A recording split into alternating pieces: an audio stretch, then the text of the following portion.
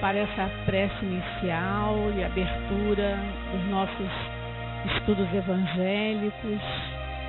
Vamos procurar manter nossos olhos fechados, abrir nossos corações e nossas mentes, agradecendo a Deus, principalmente pela oportunidade de estarmos nesta casa de oração, onde perseveramos, Senhor, no Teu amor e na Tua luz. Contamos com o nosso irmão maior, mestre de nossas vidas, Jesus Cristo, Deus nosso Pai.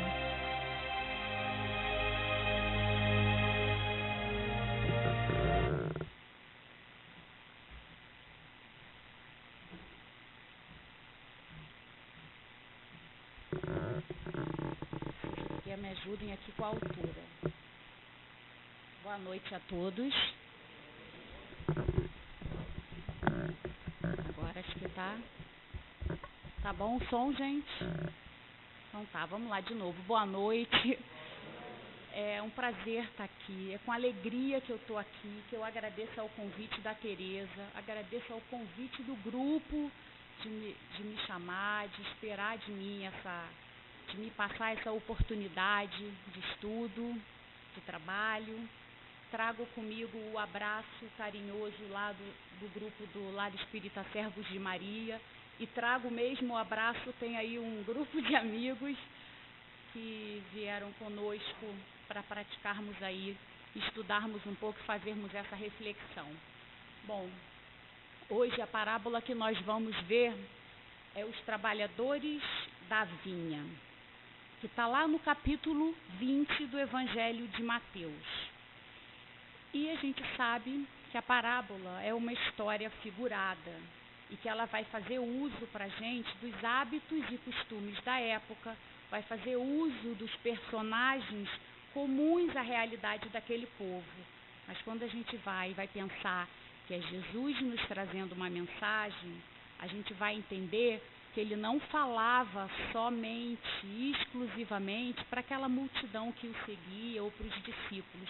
Ele fala sempre para o espírito imortal. Então ele falou, veio a mensagem, veio a parábola, veio uma importante lição para a gente. Então quando a gente vai colocar ali parábolas, os trabalhadores da vinha, vou pegar aqui minha canetinha, a gente vai ver Jesus contando para a gente uma história a respeito do reino dos céus. Então vamos devagar, lendo e interpretando, para a gente conseguir ir penetrando e aprofundando à luz da doutrina espírita o que esse ensinamento trouxe para a gente. Então vamos lá. Pois o reino dos céus é semelhante ao homem, senhor de casa, que saiu ao raiar do dia a assalariar trabalhadores para a sua vinha. Depois de ajustar com os trabalhadores 1 denário por dia, os enviou para a sua vinha. Lembrando aqui que 1 denário equivalia ao valor monetário equivalente a 1 dia de trabalho, para facilitar isso para a gente. Continuando. E tendo saído por volta da hora terceira, viu outros na praça desocupados, e disse a eles: ide vós também para a vinha, e o que for justo vos darei. E eles foram. Novamente, saindo por volta da 6ª e 9ª hora, procedeu da mesma forma. Aqui a gente já começa a observar que aparece uma sequência de horas. A gente teve lá no começo o raiar do dia, o amanhecer, e está tendo agora a 3ª hora, 6ª e 9ª. Bom, para facilitar ainda mais o nosso entendimento, voltando lá naquela época, era uma sociedade basicamente camponesa. A maneira deles controlarem a passagem do tempo se dava através do sol. Então a gente vai ter, não sei se fica fácil aí para todo mundo visualizar, para eles o dia se separava em dia de trabalho e horário de descanso. O horário anoiteceu, vinha o horário de descanso, que era separado em 3 períodos de 3 vigílias, e o dia de trabalho, que era então separado em períodos de 12 horas. e começava essa 0 hora a partir do horário que amanhecia. Então, quando a gente vai ver ali, o senhor da vinha saiu ao raiar do dia, saiu por volta do que hoje para a gente são 6 horas da manhã. Quando ele voltou a sair na 3ª hora, saiu por volta das 9.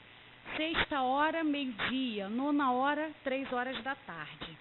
Para a gente entender do que a gente está falando. Tendo saído por volta da 1/10 hora, aí a gente vai ter as 17 horas, ou seja, quase que o dia está anoitecendo, encontrou outros que estavam de pé e diz para eles: por que ficastes de pé aqui o dia inteiro desocupados? Eles lhe dizem: porque ninguém nos assalariou. Ele lhes diz: ide vós também para a vinha. Chegado o fim da tarde, o senhor da vinha diz ao seu administrador: chama os trabalhadores e paga-lhes o salário, começando dos últimos até os primeiros. Vindo os da 1/10 hora, receberam 1 denário cada um. Vindo os primeiros, pensaram que receberiam mais. Todavia, eles receberam 1 denário cada um. Ao receberem, murmuravam contra o senhor da vinha, dizendo: estes últimos fizeram só 1 hora, e tu os fizestes iguais a nós, que carregamos o peso do dia e o calor ardente. Em resposta, disse a um deles: companheiro, não estou sendo injusto contigo. Não ajustaste comigo 1 denário? Toma o teu e vai-te. Quero dar a este tanto quanto a ti. Não me é lícito fazer o que quero com o que é meu? Ou o teu olho é mau porque eu sou bom? Assim, os últimos serão os primeiros, e os primeiros serão os últimos, porque muitos são os chamados e poucos os escolhidos.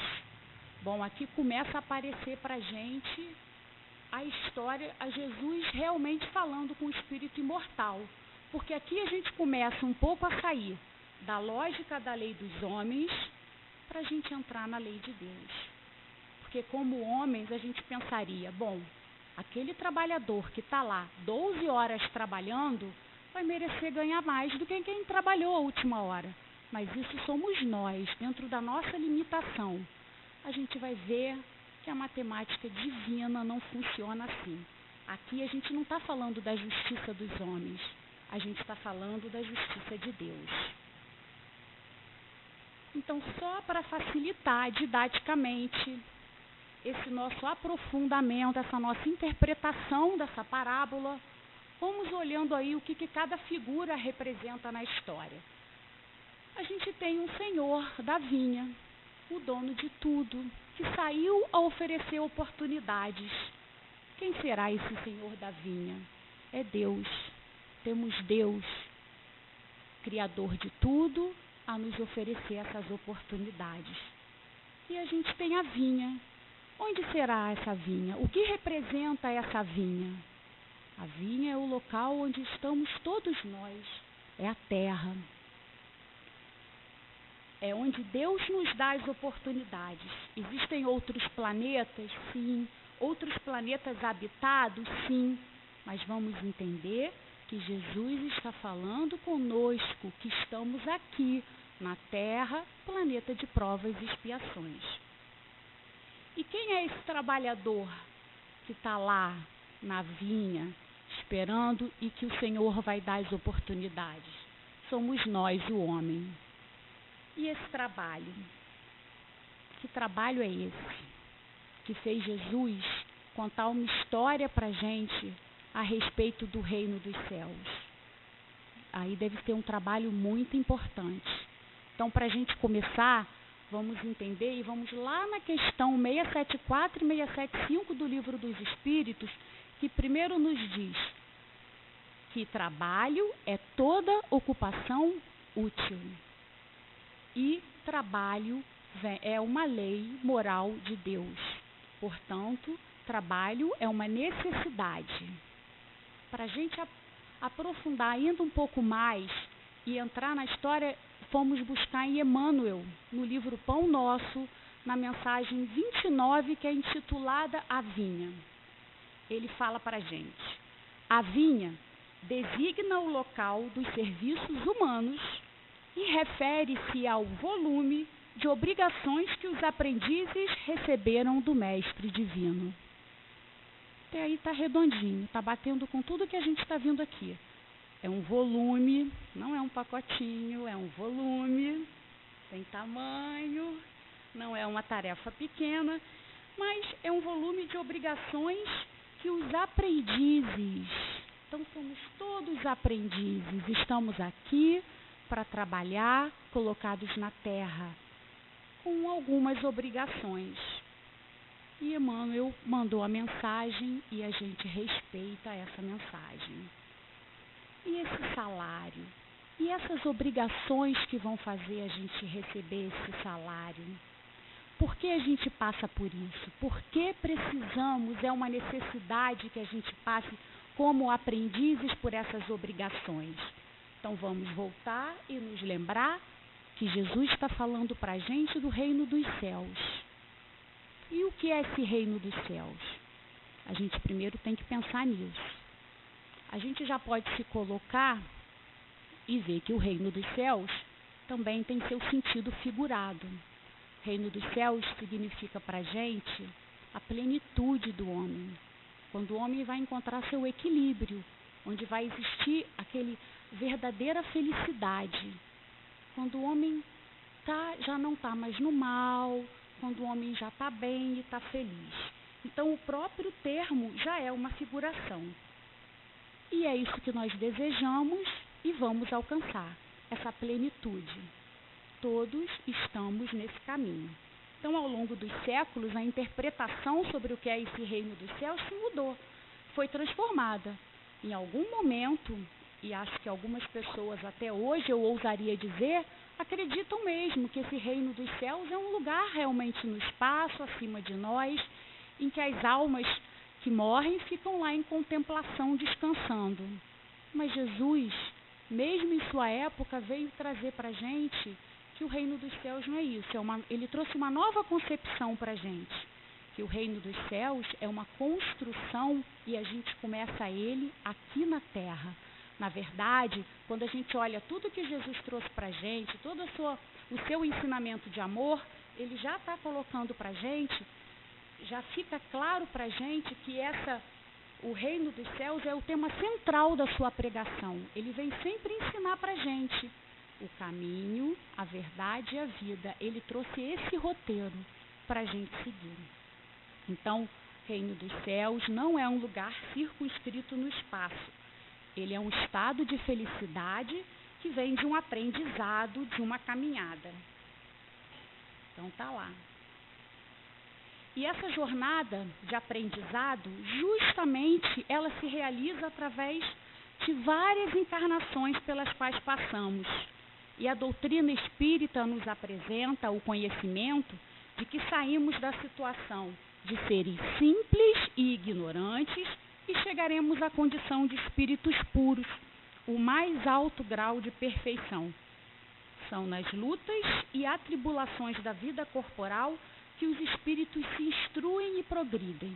Ou seja, a gente vem, encarna, passa pelas atribulações, aprende, desencarna, volta, entra em contato com a nossa consciência, vê o que ainda temos para acertar, refaz ali a nossa contabilidade, refaz um planejamento e volta.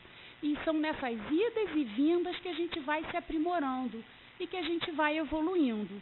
Então a gente pode entender que cada hora da passagem da parábola, cada hora da história, representa um momento nosso dessa encarnação, em que nós vamos evoluindo, em que nós vamos seguindo nessa caminhada. As reencarnações são as oportunidades de aprendizado, para a gente reparar os nossos erros. Então, cada hora da parábola vai significando isso.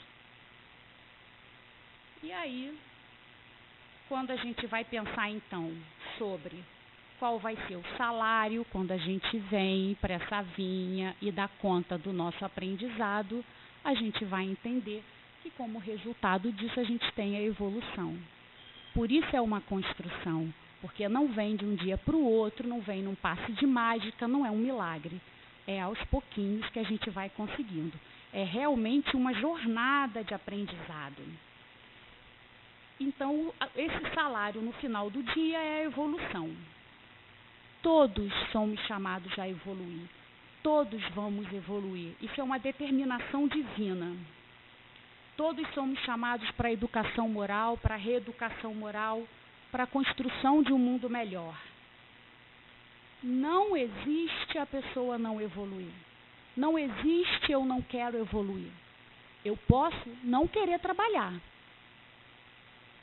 Vim, estou um espírito revoltado, não vou trabalhar.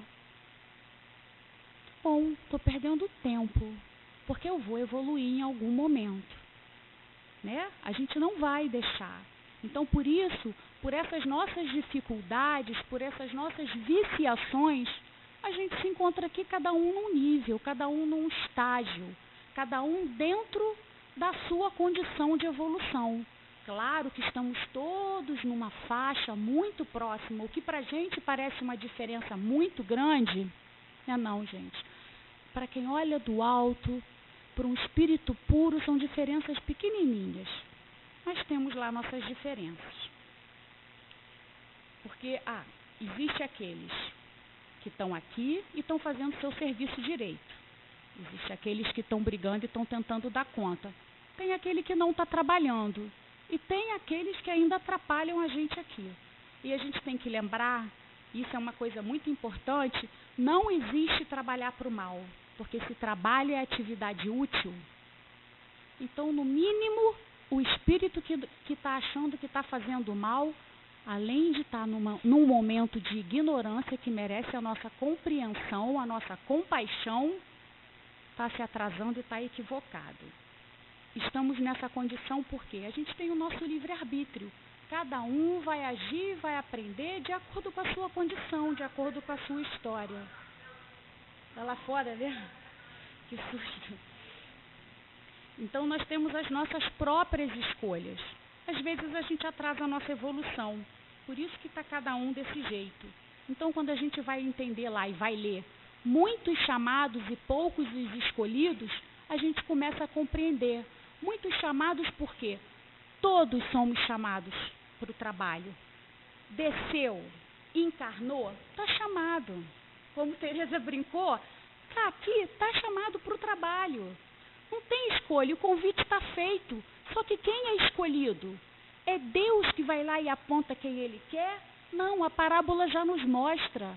Ele chama a todos, mas ele chamou quem estava ali, de pé, na praça, de prontidão. Então nós somos chamados, mas nós nos escolhemos para a tarefa. Nós nos escolhemos para fazer bem feito. Nós nos escolhemos para fazer diferença no mundo e na nossa evolução.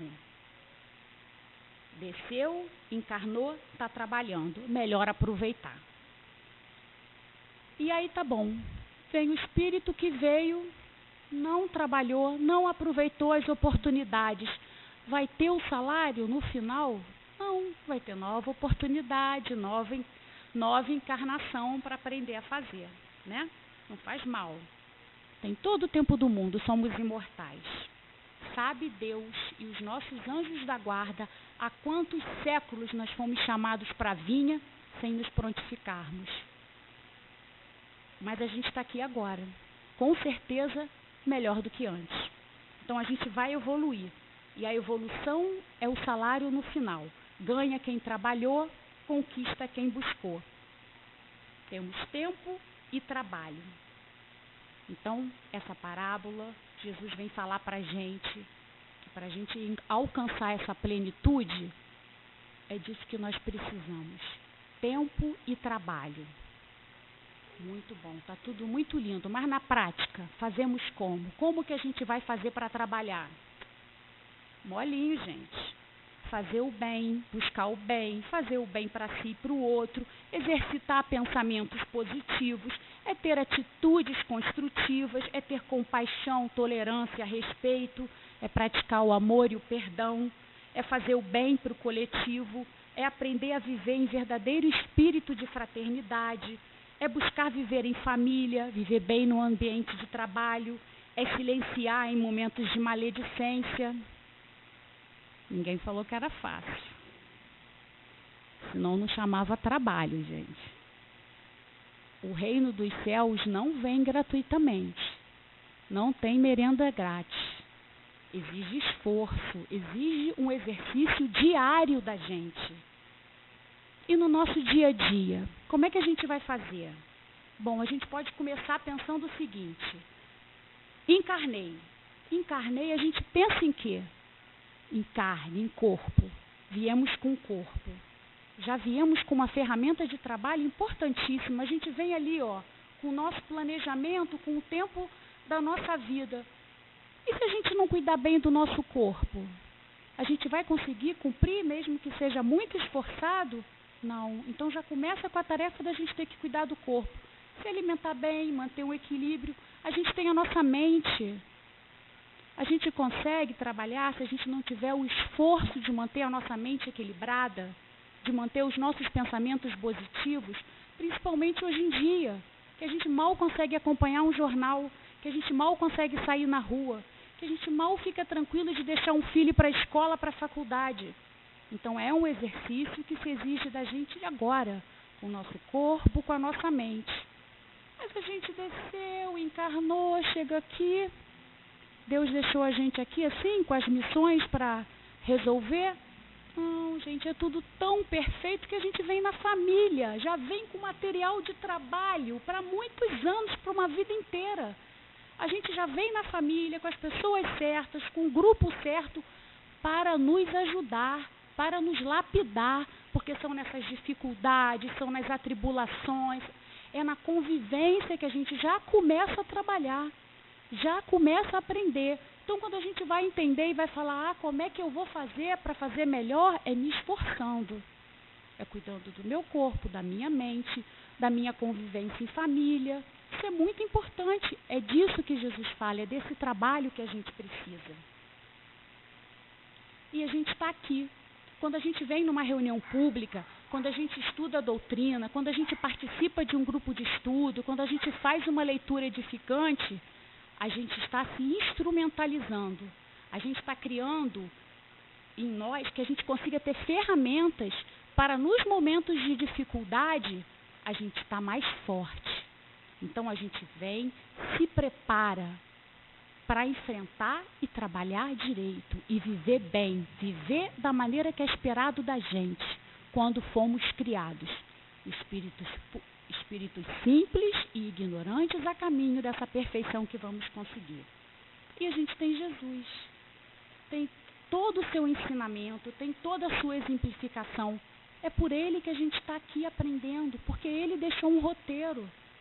Ele deixou as lições, ele trouxe isso facilitado para a gente, de que maneira a gente fazer melhor. Enfim, quando a gente olha para essa parábola como um todo e acaba essa leitura, a gente vai entender que o que Jesus veio dizer para a gente é da nossa necessidade de esforço próprio para, alcançando melhorias individuais, conquistarmos mais um degrau da nossa evolução a caminho desse reino dos céus, que é o reino, que é esse estado de plenitude do homem. Mas Jesus dá a lição, mas ele também dá uma chamada. Ou o teu olho é mau porque eu sou bom. Não importa quem começou antes o trabalho, importa o amadurecimento moral. Não importa o que o outro está fazendo, o que o coleguinha está fazendo. Jesus nos alerta para tomarmos conta da nossa história. Ele fala do olho mau.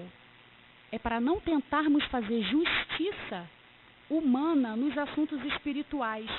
Porque o que adianta a gente julgar o que o outro está fazendo? A gente olhar e pensar o que nós sabemos do outro para avaliarmos com essa nossa justiça. O que a gente sabe da vida, das dores, dos sofrimentos, do quanto aquele outro espírito andou até aqui para ser capaz de fazer o que faz hoje, o quanto aquilo para ele é uma conquista ou não, nós não sabemos. Nós não sabemos nem de nós mesmos, nós não somos capazes, nós não lembramos o que nós fizemos, nós não sabemos dos nossos sucessos, dos nossos fracassos.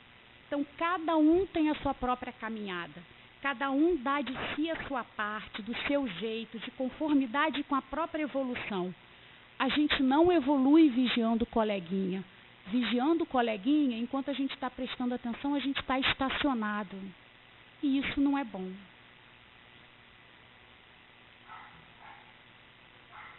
Aproxima-se o tempo em que se cumprirão as coisas anunciadas para a transformação da humanidade. Felizes os que houverem trabalhado no campo do Senhor. É uma mensagem do Espírito da Verdade, que está no Evangelho segundo o Espiritismo. Até agora a gente teve um olhar para essa caminhada, para essa jornada de aprendizado do espírito individual, mas a gente também é capaz de ter esse olhar sobre essas horas que passam e olharmos a humanidade como um coletivo. Que essas horas que passam e avançam são as fases de amadurecimento da humanidade. E a revelação da doutrina espírita, que chegou há pouco tempo, há mais ou menos 160 anos, trouxe para a gente a facilidade, trouxe o conhecimento para nos ajudar a instalar o reino dos céus.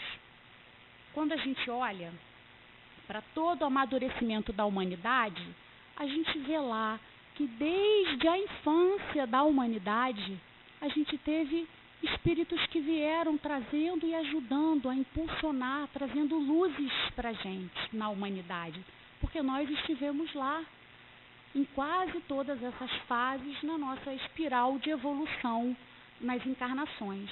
Então a gente teve Moisés, que dentro do nível de amadurecimento da humanidade veio, a gente teve os profetas, tivemos os apóstolos, e sempre a gente olha e sempre tem espíritos abnegados que vieram nos iluminar e ajudar e facilitar a nossa caminhada.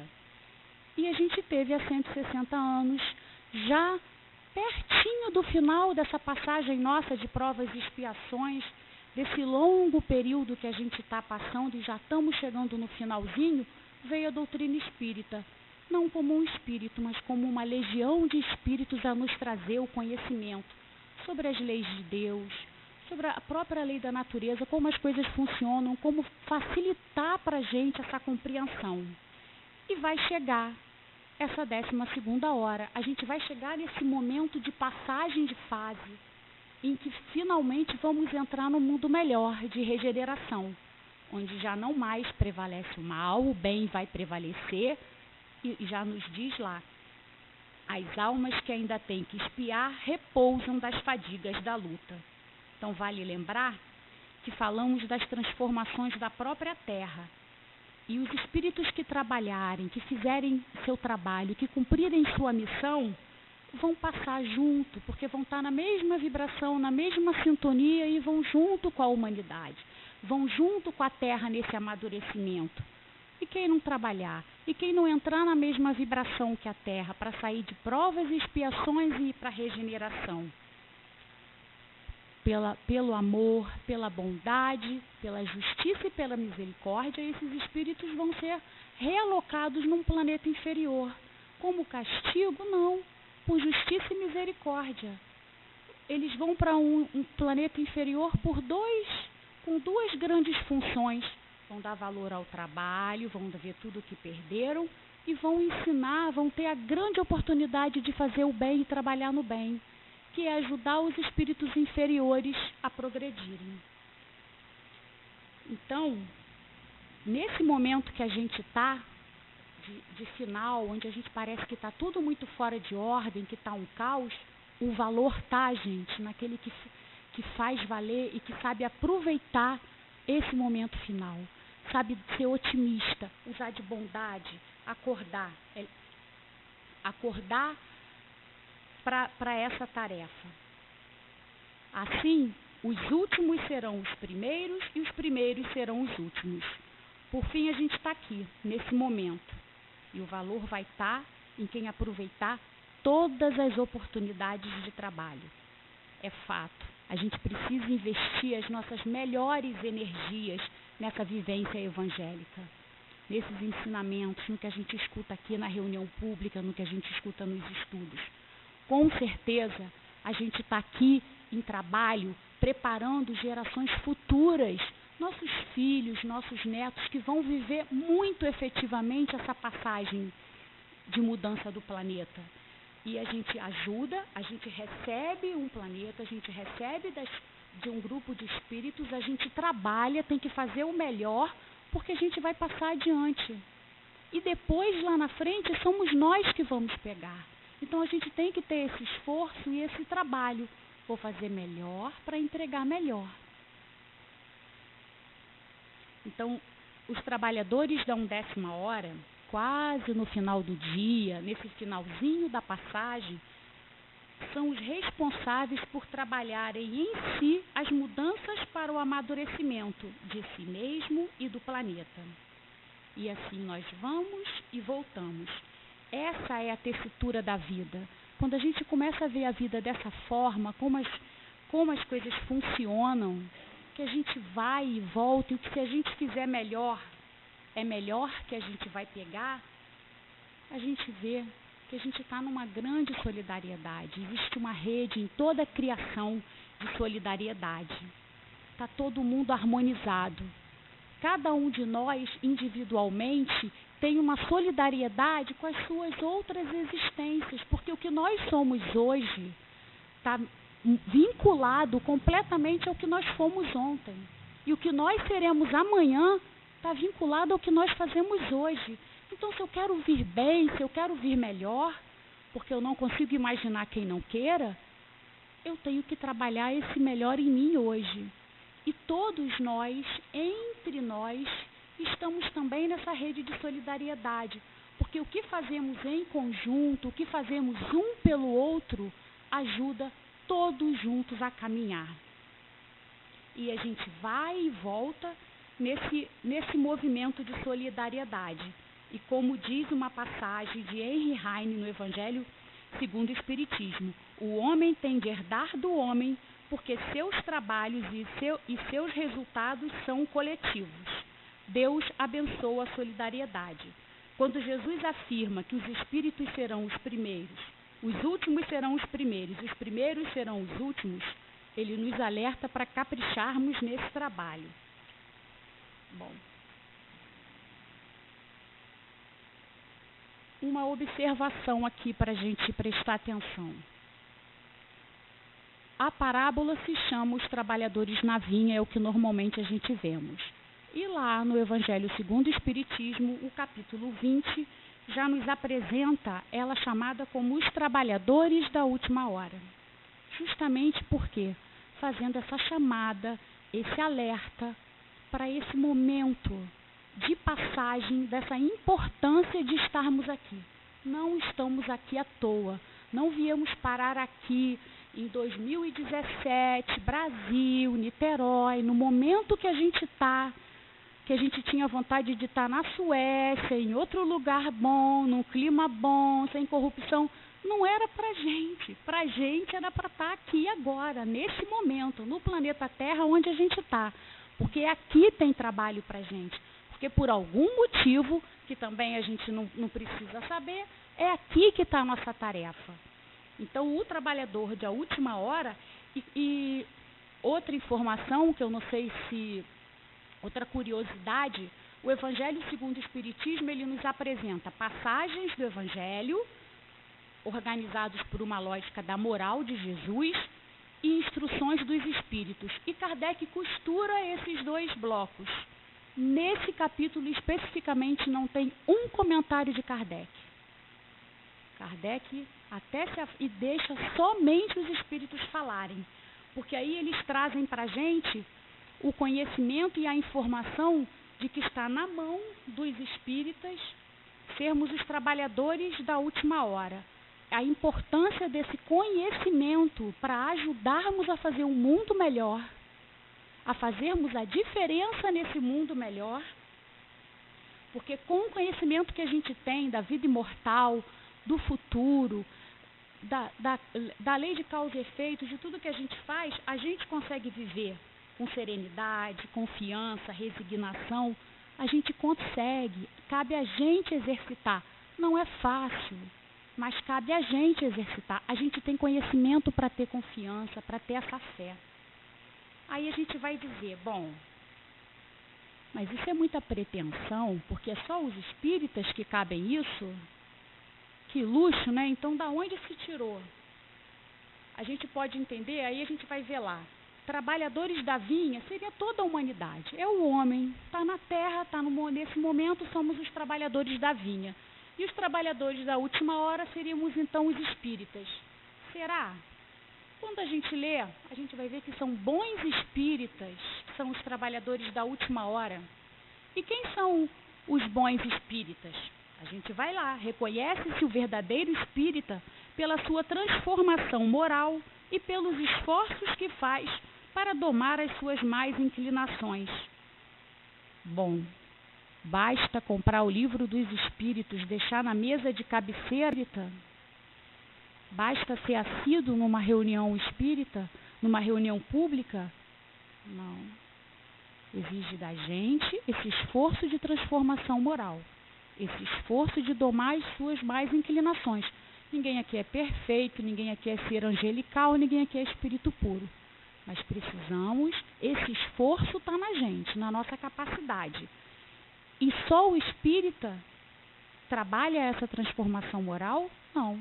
A gente tem muitas pessoas que nem conhecem a doutrina, mas têm essa vivência, esse conhecimento dentro da sua consciência. Então é importante, queria deixar para a gente, que nós estamos todos envolvidos nessa grande obra de regeneração do planeta. Que a gente não tenha medo do trabalho, que a gente não tenha medo do futuro. Mais uma vez, fomos buscar em Emmanuel, para esclarecer a gente, na mesma mensagem à vinha do livro Pão Nosso, ele nos fala: as coletividades costumam cair em desordem, mas as leis que presidem aos destinos da casa terrestre se expressam com absoluta harmonia. Enfim, a gente tem muito trabalho pela frente, mas a gente também tem os recursos. Existe um plano que controla o processo evolutivo da humanidade. Nada acontece de improviso. Então, nós não estamos sozinhos, nós nunca estamos sozinhos. A gente tem amparo sempre. Cabe nos manter esse contato, essa sintonia com bons pensamentos, boas vibrações, boas ações. Então, para a gente, o que eu desejo é isso, é a paz de Jesus e bom trabalho. Queria encerrar com essa frase do José Saramago, escritor português, que eu acho que é perfeito. A gente não precisa ter pressa, ficar ansioso, não. Mas que a gente também não perca tempo. Gente, muito obrigada.